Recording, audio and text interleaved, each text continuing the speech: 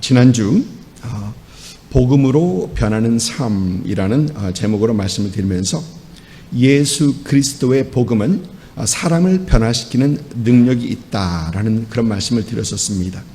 예수 그리스도의 복음이 능력으로, 성령으로 또 큰 확신으로 전해질 때 복음은 그 복음을 듣는 사람들, 받는 사람들을 회개하고 구원에 이르게 하는 그 능력이 있다라는 것을 생각해 봤고, 또 예수 그리스도의 복음을 들을 때 성령님께서 우리 안에서 우리 내면의 변화, 즉 영적 변화뿐만 아니라 우리 삶의 변화도 가져다 주신다라는 것을 우리는 말씀 속에서 생각해 봤습니다. 예수 그리스도의 복음으로 내면과 삶의 변화로서 예수 닮아가시는 그런 여러분 되시기를 주님의 이름으로 축복합니다. 계속해서 데살로니가 전서 함께 살펴봅니다. 오늘 함께 은혜 받을 말씀은 데살로니가 전서 2장 1절부터 12절까지 말씀입니다. 데살로니가 전서 2장 1절부터 12절까지 말씀 우리 한 절 한 절 교독하도록 하겠습니다.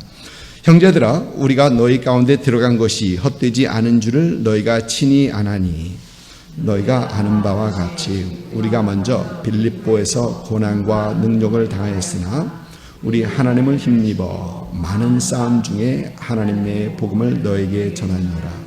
우리의 권면은 간사함이나 부정에서 난 것이 아니요 속임수로 하는 것도 아니라 오직 하나님께 옳게 여기심을 입어 복음을 위탁받았으니 우리가 이와 같이 말함은 사람을 기쁘게 하려 함이 아니요 오직 우리 마음을 감찰하시는 하나님을 기쁘시게 하려 함이라.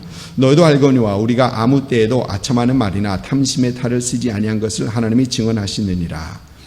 또한 우리는 너에게든지 다른 이에게든지 사람에게서는 영광을 구하지 아니하였노라. 우리는 그리스도의 사도로서 마땅히 권위를 주장할 수 있으나 도리어 너희 가운데 유순한 자가 되어 유모가 자기 자녀를 기름과 같이 하였으니 우리가 이같이 너희를 사모하여 하나님의 복음뿐 아니라 우리의 목숨까지도 너에게 주기를 기뻐함은 너희가 우리를 사랑하는 자 됨이라. 형제들아, 우리의 수고와 애쓴 것을 너희가 기억하리니 너희 아무에게도 배를 끼치지 아니하려고 밤낮으로 일하면서 너희에게 하나님의 복음을 전하였노라.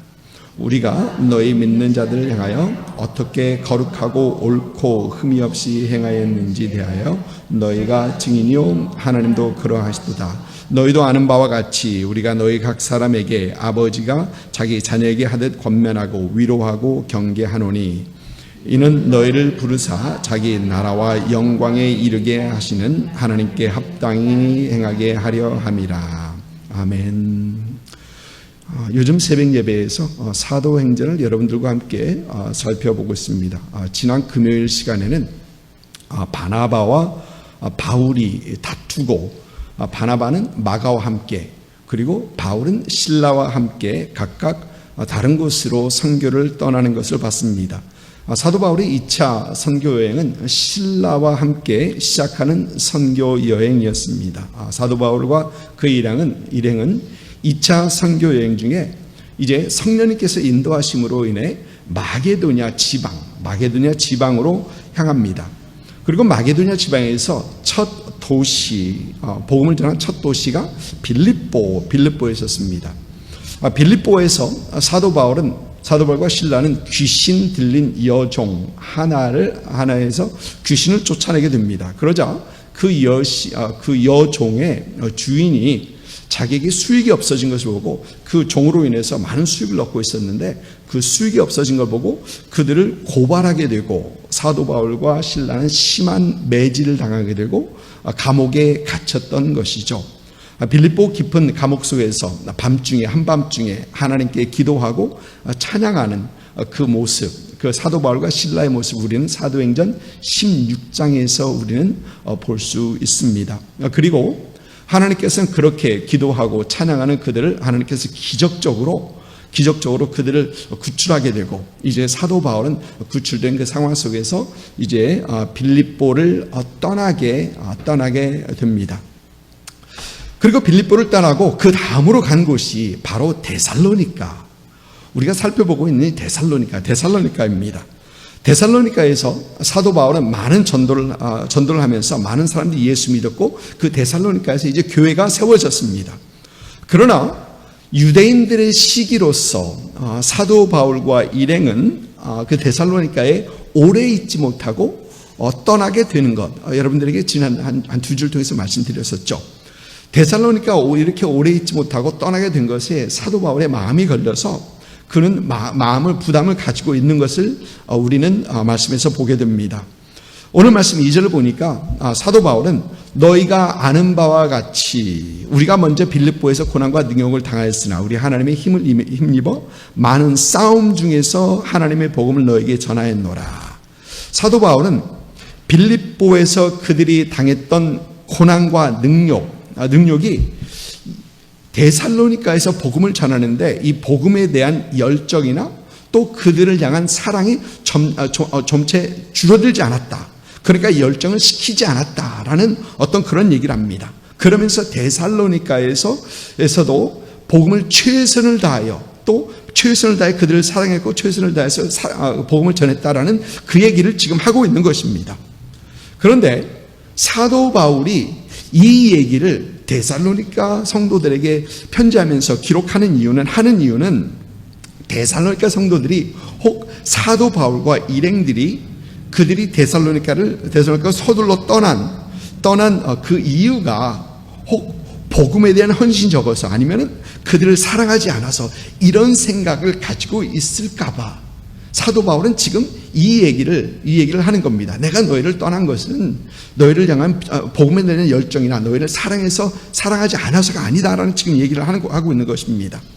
그래서 사도 바울은 오늘 말씀에서 하나님께서 그에게 주신 사명을 얘기하고요. 또 그가 얼마나 데살로니가 성도들을 사랑했었는지를 말하면서 마치 유모가 자기 자녀를 사랑하는 것처럼 또 목숨을 주기까지 사랑하는 것처럼 하였다라는 그런 말을 하면서 그들은 사도 바울과 일행의 그 사랑하는 자들이었고 지금 여전히 그들의 마음속에 있는 자들이다라고 사도 바울은 얘기하고 있는 것입니다.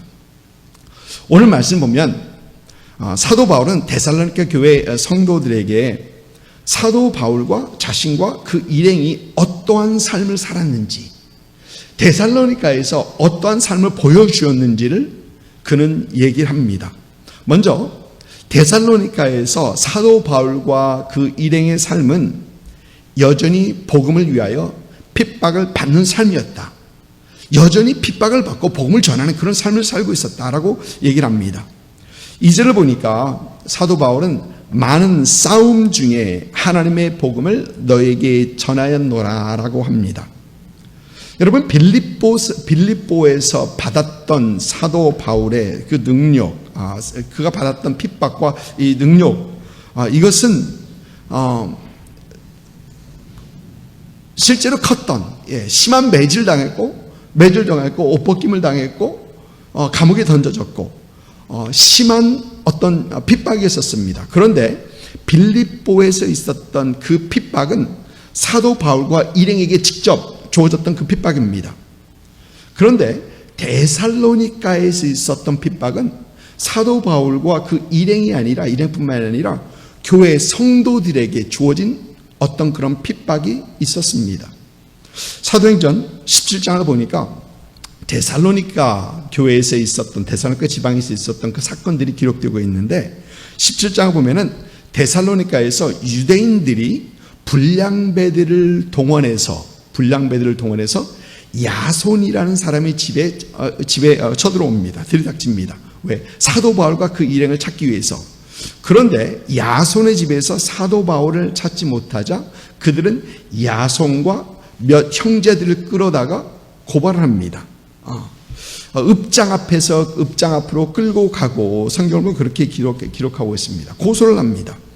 사도 바울과 일행들을 천하를 어지럽히는 사람들, 그리고 가이사의 명을 거역하고 다른 임금 예수라 하는 사람이 있다라고 전하는 사람들이다라고 고소를 합니다. 여러분, 그러니까 예수님의 십자가에 못 박았던 그 유대인들이 빌라도에게 예수님을 반역자로 몰아갔던, 로마를 향한 반역자로 몰아갔던 그것과 비슷하게 사도 바울과 그 일행도 로마를 향한 반역자로 몰아가고 있는 어떤 그런 내용입니다. 그리고 사도행전 17장 9절을 보니까 이런 말씀이 있습니다. 야손과 그 나머지 사람들에게 보석금을 받고 놓아주니라. 야손과 그 나머지 사람들에게 보석금을 받고 놓아주니라. 그런데 이 성경을, 영어 성경을 보니까 NIV 성경을 보면은 Then they made Jason and others post bond and let them go. 영어 NIV 성경이 이렇게 되어 있습니다. 그런데 영어 다른 성경 NASB 성경을 보니까 이렇게 되어 있어요.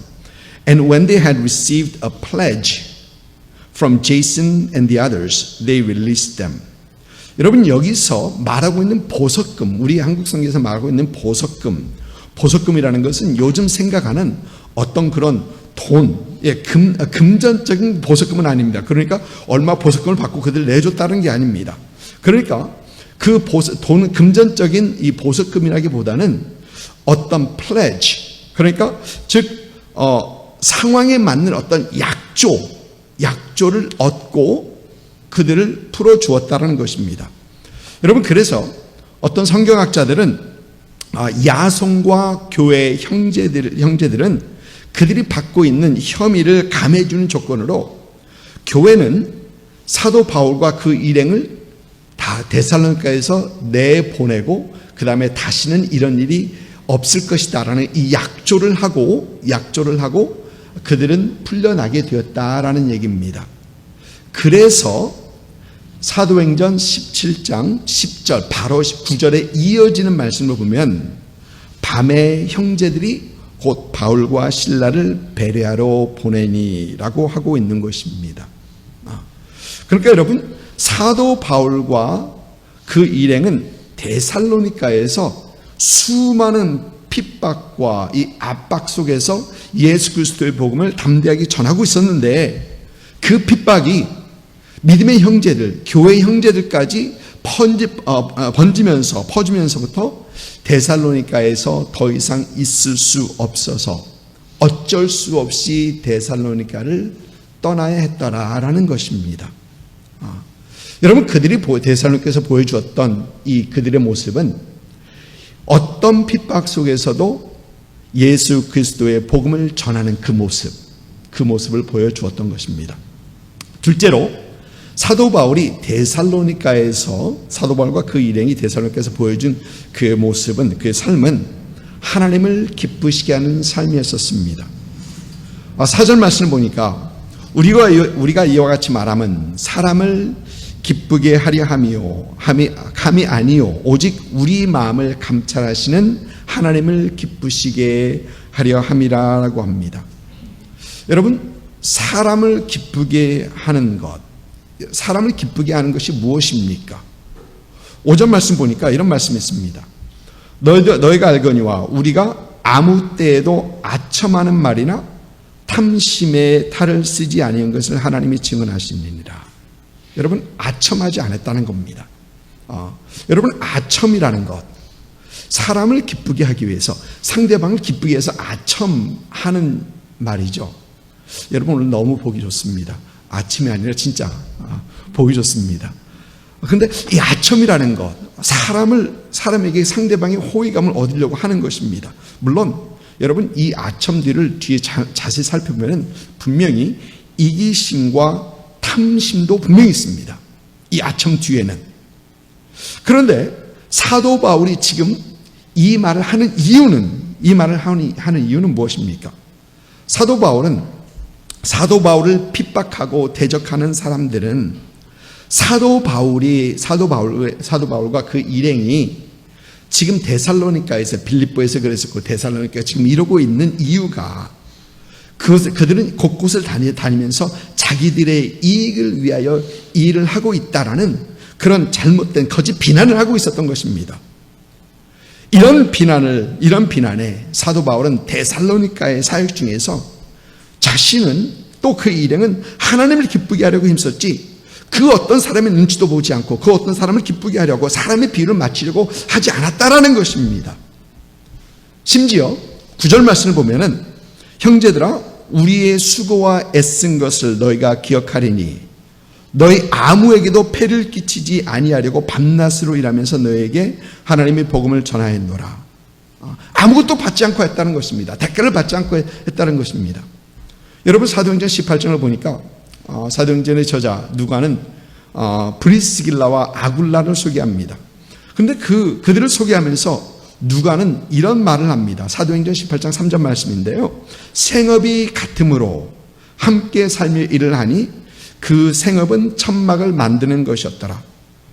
필요한 자금을 지원받으면서 고린도에서 선교 사역을 할 수 있었는데 복음에 방해가 되지 않기 위해서 또 고린도에서 사역을 하면서 참 하나님의 복음이 저 효과적으로 전파될 수 있도록 그는 고린도에서 어떠한 지원도 받지 않고 밤에는 복음을 전하고 낮에는 천막을 만들고 그러면서 손수 일하면서 복음을 전했더라라는 것입니다. 그런데 여러분 재밌는 것은 고린도에서만 그렇게 한 것이 아니었고 데살로니가에서도 그렇게 하였더라라고 사도 바울은 얘기하고 있는 것입니다. 밤낮을 일하면서 너에게 하나님의 복음을 전하였더라라고 얘기합니다. 사도 바울은 복음을 전하는 사역자로서 7절을 보니까 그리스도의 사도로서 마땅히 권위를 주장할 수 있으나 지원을 받을 수 있는 자격이 있습니다. 그러나 그는 그렇게 하지 않았습니다. 하나님을 기쁘시게 하기 위하여 순수하게 복음이 이방인들에게 전파되게 하기 위하여 또 괜한 오해받지 않기 위해서 이렇게 하였더라라는 것입니다. 그리고 이런 삶이 사람을 기쁘게 하는 삶이 아니었고 하나님을 기쁘시게 하는 그런 삶이었다라고 하는 것입니다. 사도 바울과 그 일행은 항상 하나님 앞에서 그리고 예수 그리스도의 복음 앞에서 하나님을 기쁘시게 하는 그런 삶을 보여주었던 것입니다. 세 번째로 사도 바울과 그 일행은 사람에게서 영광을 구하지 않고 사람에게서 영광을 구하지 않았다. 사람에게서 영광을 구하지 않았다고 합니다. 여러분 여기서 영광을 구하였다라는 것은 칭찬받는 것을 얘기합니다. 칭찬받는 것, 어떤 명예를 얻는 것을 얘기합니다. 여러분 저와 여러분이나 사람마다 칭찬받는 것 싫어하는 사람 없습니다. 물론 또 우리는 그리스도인들로서 칭찬받는 사람들이 되어야 합니다. 아멘. 네. 어제 새벽 시간에 살펴본 말씀 중에 이런 말씀이 있었죠. 디모데는 루스드라와 이고니온에 있는 형제들에게 칭찬받는 자니 디모데가 칭찬받는 자였다라고 합니다. 여러분 제 생각에 아무래도 이 디모데가 칭찬받지 않고 비난받는 사람이었다면 형제였다면 아마 사도 바울이 선교 같이 가자고 안 했을 것 같아요. 칭찬받는 사람이니까 같이 갔던 겁니다. 또 사도행전 6장에서도 집사들을 세우면서 7집사를 세우면서 너희 가운데 성령과 지혜가 충만하여 칭찬받는 사람 7을 택하라. 칭찬받는 사람입니다. 여러분 고넬료를 보니까 사도행전 10장에서도 고넬료는 백부장 고넬료는 의인이요 하나님을 경외하는 사람이라 온 유다 온 족속이 칭찬하더니 여러분 예수 믿는 사람들에게 있어서 이 칭찬받는 것은 참 중요합니다. 네, 참 중요합니다. 근데 어떤 분 그래요. 뭐 비난 안 받으면 되지 뭐 칭찬까지. 근데 여러분 그렇지 않습니다. 우리의 생각, 우리의 언행, 또 우리의 삶을 통해서 우리는 주위에 있는 사람들로부터 칭찬을 받을 수 있어야 됩니다. 예수 그리스도의 복음을 위해서, 여러분 저와 여러분 나를 위해서가 아니라 예수 그리스도의 복음을 위해서 우리는 칭찬받을 수 있는 우리가 분명히 되어야 합니다. 그래서 사도 바울은 로마서 14장 18절을 보니까 이로써 그리스도를 섬기는 자는 하나님을 기쁘시게 하며 사람에게도 칭찬받느니라고 하고 있습니다. 여러분 그런데 우리가 조심해야 되는 것은 사람에게 칭찬받는 것이 우리의 목적이 되면 안 됩니다. 칭찬받는 것이 목적이 되면 안 됩니다. 사람에게 칭찬을 구하는 사람, 명예를 얻으려 하는 사람은 매우 위험하기 때문에 그렇습니다. 위험합니다. 여러분, 우리가 사도행전을 보고 있는데 사도행전 12장에서 헤롯이 왕복을 입고 단상에 앉아서 연설을 할 때 사람들이 그를 향하여서 뭐라 합니까? 기억하시죠? 이것은 신의 소리요 사람의 소리가 아니라 신이다 그럽니다. 그러니까 헤롯은 신이다 그러니까 우쭐해져서 하나님 앞에 영광을 알고 자기 그 영광을 다 받습니다. 그러니까 성경에서 뭐라 합니까? 그가 벌레 먹혀 죽으니라, 충에 먹혀 죽었다 라고 합니다. 여러분은 얼마나 위험한 것인지, 명예를 구하고 영광을 구하는 것이 얼마나 우리에게는 위험한 것인지, 여러분, 신앙인들을 빨리 넘어뜨리는 것이 무엇입니까? 우리를 넘어뜨리는 건 무엇입니까? 물질이 있겠고요, 명예도 있습니다. 거기에 명예도 항상 따라다닙니다. 그리고 이런 유혹들은 절대 우리에게서 멀지 않습니다. 절대 멀지 않습니다. 항상 우리 주위에서 우리를 유혹하고 있고 우리를 넘겨보고 있는 겁니다. 그래서 여러분, 잠깐이라도 그 경계를 느슨히 하면 나도 모르게 우리는 어깨가 올라가 있죠. 잠깐, 금방입니다. 그래서 사도 바울은 또 사도들은 편지를 보내면서 항상 자신들이 그리스도의 종인 것을, 여러분, 종이라는 말, 하나님의 종이에요 라고 하는 거, 그 좋은 얘기가 아닙니다. 사실 종이라는 얘기는 노비라는 얘기입니다. 노비라는 얘기입니다. 그래서 항상 종인 것을, 노비인 것을 말하며 예수님 한 분으로 만족했던 그들의 삶, 또 예수 그리스도의 복음이 선포되는 그 하나로 만족했던 그 삶을 살았던 것입니다. 여러분, 데살로니가에서 사도 바울과 그 일행들이 보여줬던 모습은, 첫째, 핍박 속에서 복음 전파에 힘썼던 모습, 두 번째, 스스로 수고하고 하나님을 기쁘시게 하였던 그런 모습, 또 세 번째는 사람의 영광을 구하지 아니하고 하나님 한 분으로 또 예수 그리스도의 복음이 선포되는 것으로 만족했던 그런 삶을 그들은 보여줬던 것입니다. 이러한 신앙인의 모습, 이러한 여러분들 되기를 주님의 이름으로 축복합니다. 그런데 오늘 이런 모습을 보여준 사도 바울이 이제 데살로니가 교회 성도들을 향하여 권면을 합니다. 이 사도 바울의 권면은 그가 데살로니가에서 보여준 그 삶의 근거에서 마땅히 할 수 있는 권면입니다. 여러분, 그가 이런 삶을 살지 못했다면 그는 이런 권면을 하지 못합니다. 그러나 그는 마땅히 이런 권면을 합니다.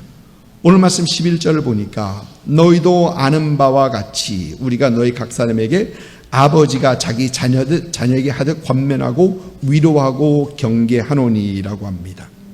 사도 바울의 권면은 아버지가 하는 권면처럼 올바른 권면이요, 애정이 넘치는 권면이요, 또 간절한 권면입니다. 세 가지를 얘기합니다. 권면하고 위로하고 경계했다. 이 세 가지로 하면서 강조하며 거듭합니다. 여러분, 그러면 사도 바울의 이 권면, 위로, 그리고 이 경계의 내용은 무엇입니까? 12절 말씀, 주보에 있으니까 여러분 12절 말씀, 마지막 말씀 함께 한 목소리로 같이 읽어보도록 하겠습니다. 이는 너희를 부르사 자기 나라와 영광에 이르게 하시는 하나님께 합당히 행하게 하려 함이라. 아멘. 하나님께 합당히 행하게 하려 함이라. 여러분, 이 말씀을 영어 성경을 보니까 urging you to live lives worthy of God. 하나님 앞에 합당한 그런 삶이다. 에베소서 4장에서도 우리 사도 바울은 너희가 부르심을 받은 일에 합당하게 행하여, 또 빌립보서 1장 27에도 오직 너희는 그리스도의 복음에 합당하게 생활하라. 또 골로새서 1장 10절에서는 주께 합당하게 행하여 라고 합니다. 여러분, 부르심을 받은 일에 합당하게 사는 것, 복음에 합당한 삶을 사는 것, 주께 합당한 삶을 사는 것, 여러분, 이거 하나님께 합당하는 삶이라는 얘기입니다. 같은 얘기입니다. 그러면 여러분, 무엇을 어떻게 해야지 주께 합당한 삶을 살고 있는가? 우리는 질문합니다. 근데 여러분, 재밌는 것은 사도 바울은 이미 어떻게 하는 것이, 어떻게 사는 것이 주께 합당한 삶을 사는 것인가를 데살로니가 성도들에게 보여주었었습니다. 그 어떤 핍박 속에서도 예수 그리스도의 복음 전파하기를 힘쓰는 그런 삶 이미 보여줬습니다. 남에게 의존하지 않고 스스로 수고하며 하나님을 기쁘시게 하는 그런 삶 이미 보여줬습니다. 그리고 사람의 칭찬이나 영광을 구하지 않고 하나님 함부로 만족하고 예수 그리스도의 복음이 전파되는 그것으로 만족하는 것 이미 보여줬던 겁니다. 이런 삶을 그들 중에서 살았고 이런 삶을 보여주었고 또 이제 이 삶이 하나님 앞에 합당한 삶이다라고 얘기하고 있는 것입니다. 예수 그리스도의 복음이 선포되고 전파되는데 힘쓰고 애쓰는 삶이 하나님 앞에 합당한 삶이다라는 것입니다. 사랑하는 성도 여러분, 여러분의 삶이 예수 그리스도의 복음의 삶을 살아 하나님 앞에 여러분의 복음의 삶을 살고 하나님의 복음, 예수 그리스도의 복음이 또 전파되는 그런 삶을 살아 하나님 앞에 합당한 그런 삶을 사시는 여러분의 삶이 될 수 있기를 주님의 축복합니다.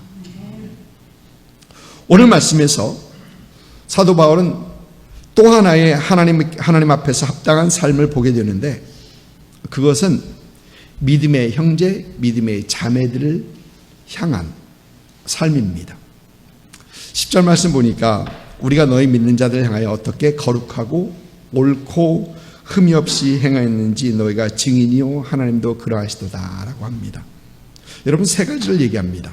거룩하고 옳고 흠없는 삶. 사랑하는 성도 여러분, 하나님을 향한 우리의 사랑은 이웃 사랑으로 반드시 나타나게 되어 있죠.